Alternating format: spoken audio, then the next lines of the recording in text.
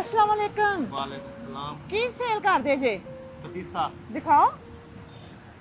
अच्छा पतीसा ए पीसीस बने ने। जी हाँ। एक पीस किन्ने दा है?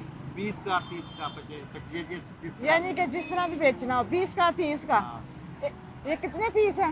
ये 45 पीस है 45 पीस है। हाँ। सुबह दी कोई सेल हाँ कीती है सुबह? हाँ। कितनी सेल हुई? वो ये कि 500-600 दी 500-600 दी।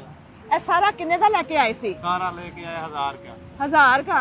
ਇਹਦੀ बचत कितनी है ਇਹਦੇ ਵਿੱਚੋਂ? 1000 अच्छा क्या अच्छा ਤੇ ਬੱਚੇ ਕਿੰਨੇ ਜੇ? 4 4 ਬੱਚੇ। Yeah. ਘਰ ਦਾ ਸਿਸਟਮ ਕਿਵੇਂ ਚੱਲਦਾ? बस गुजारा है अल्लाह का करम है। ਗੁਜ਼ਾਰਾ ਹੈ ਹਾਂ। ਅੱਲਾ ਦਾ ਕਰਮ ਆ ਹਾਂਜੀ ਇਸੇ ਤਰ੍ਹਾਂ ਹੀ ਕਹਿਣਾ ਚਾਹੀਦਾ ਅੱਲਾ ਦਾ ਕਰਮ ਆ ਬੱਚੇ ਪੜ੍ਹਦੇ ਨੇ जी हाँ 2 पढ़ते पे 2 छोटे हैं। ਅੱਛਾ ਤੇ ਕੋਈ ਘਰ ਦੀ ਵੀ ਕੁਝ ਕੰਮ ਕਰਦੀ ਹੈ घर वाली फौत हो गई है। ਓਹੋ ਓਹੋ ਉਹ ਕਿਦੋਂ ਤੇ ਫੌਤ ਹੋਏ एक साल हो गया। ਸਾਲ ਹੋ ਗਿਆ ਹਾਂ। ਤੇ ਫਿਰ ਤੁਸੀਂ ਨਾਲੇ ਮਿਹਨਤ ਵੀ ਕਰਦੇ ਜੇ ਘਰ ਬੱਚੇ ਦੇ ਸਿਰ ਤੇ ਕੌਣ तो दादी ਦਾਦੀ ਆ ਅੱਛਾ ਅੱਛਾ ਅੱਲਾ ਪਾਕ ਤੁਹਾਡੇ ਵਾਸਤੇ ਆਸਾਨੀਆਂ ਕਰੇ ਗੱਲ ਇਹ ਵਾ ਕਿ ਤੁਹਾਡੇ ਵਾਸਤੇ ਅੱਲਾ ਪਾਕ ਦੀ ਤਰਫੋਂ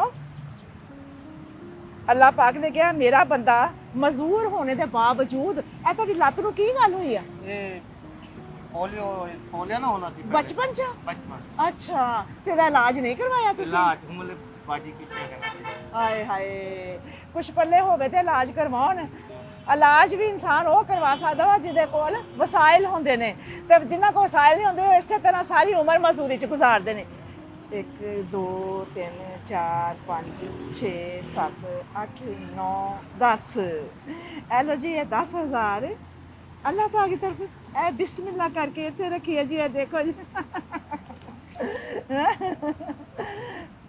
ਮੇਰੇ ਵੀਰ ਨੂੰ ਕੋਈ ਤਸੱਲੀ ਹੋਈ जी हाँ ਹਾਂ ਖੁਸ਼ੀ ਹੋਈ ਅੱਛਾ ਮੇਰਾ ਵੀਰ ਇਹ ਤੇਰਾ ਹੱਕ ਸੀ ਜਿਹੜਾ ਤੂੰ ਸਾਨੂੰ ਨਜ਼ਰ ਆਇਆ Yeah. ਵਰਨਾ ਇੰਨੀ ਦੁਨੀਆ ਚੱਲਦੀ ਪਈ ਹੈ ਉਹਨਾਂ ਨੂੰ ਕਿਉਂ ਨਹੀਂ ਕੋਈ ਨਜ਼ਰ ਆਂਦਾ Yeah. ਹੈ ਸਾਨੂੰ ਹੀ ਕਿਉਂ ਐਸੇ ਹੱਕਦਾਰ ਨਜ਼ਰ ਆਉਂਦੇ ਨੇ ਇਸ ਵਾਸਤੇ ਕਿ ਸਾਡੇ ਸੀਨੇ 'ਚ ਦਰਦ ਵਾ ਅਸੀਂ ਕਹਿੰਦੇ ਆ ਕਿ ਇਹੋ ਜਿਹੇ ਲੋਕਾਂ ਵਾਸਤੇ ਕੁਛ ਨਾ ਕੁਛ ਆਸਾਨੀ ਹੋਣੀ ਚਾਹੀਦੀ ਆ ਅੱਛਾ ਇਹ ਸਭ ਤੋਂ ਪਹਿਲੇ ਅੱਲਾਹ ਪਾਕ ਦੀ ਤਰਫੋਂ ਫਿਰ ਉਸ ਤੋਂ ਬਾਅਦ ਜ਼ਰੀਆ ਬਣੇ ਨੇ ਮੁਹੰਮਦ ਅਵੈਸ ਕਾਦਰੀ ਹਾਂਜੀ ਉਹਨਾਂ ਵਾਸਤੇ ਜ਼ਰੂਰ ਦੁਆ ਕਰ ਦਿਓ ਕਿਉਂਕਿ ਉਹਨਾਂ ਨੇ ਮੈਨੂੰ ਚਲਦਿਆਂ ਮੈਂ ਰਸਤੇ 'ਚ ਸਫ਼ਰ ਕਰ ਰਹੀ ਸਾਂ ਤੇ ਉਹਨਾਂ ਨੇ ਮੈਨੂੰ ਦੇਖਿਆ ਔਰ ਫਟਾਫਟ ਅੱਗੇ ਜਾ ਕੇ ਗੱਡੀ ਖੜੀ ਕੀਤੀ ਕਰਕੇ ਦੋਨੋਂ ਮੀਆਂ ਬੀਵੀ ਨੀਚੇ ਉਤਰੇ ਔਰ ਆ ਕੇ ਮੈਨੂੰ ਮਿਲੇ ਤੇ ਇਹ ਉਹਨਾਂ ਨੇ ਉਸ ਵਕਤ ਮੈਨੂੰ ਮਾਨਤ ਦਿੱਤੀ ਸੀ पुरानी हमें सियात भी दे। ਹਾਂ ਉਹਨਾਂ ਦਾ ਦਿੱਤਾ ਅੱਲਾਹ ਪਾਕ ਕਬੂਲ ਫਰਮਾਏ ਮੈਨੂੰ ਬੜੀ ਖੁਸ਼ੀ ਹੋ ਰਹੀ ਹੈ ਭਾਈ ਔਰ ਮੇਰੀ ਸਿਸਟਰ ਅੱਲਾਹ ਪਾਕ ਤੁਹਾਨੂੰ ਸਿਹਤ ਜ਼ਿੰਦਗੀ ਤੰਦਰੁਸਤੀ ਦੇਵੇ ਤੁਹਾਡਾ ਦਿੱਤਾ ਅੱਲਾਹ ਪਾਕ ਕਬੂਲ ਮਨਜ਼ੂਰ ਫਰਮਾਏ ਤੁਹਾਡੀ ਅਮਾਨਤ ਕਿਸ ਹੱਕਦਾਰ ਨੂੰ ਗਈ ਹੈ ਤੁਹਾਨੂੰ ਵੀ ਦੇਖ ਕੇ ਬਹੁਤ ਖੁਸ਼ੀ ਹੋਏਗੀ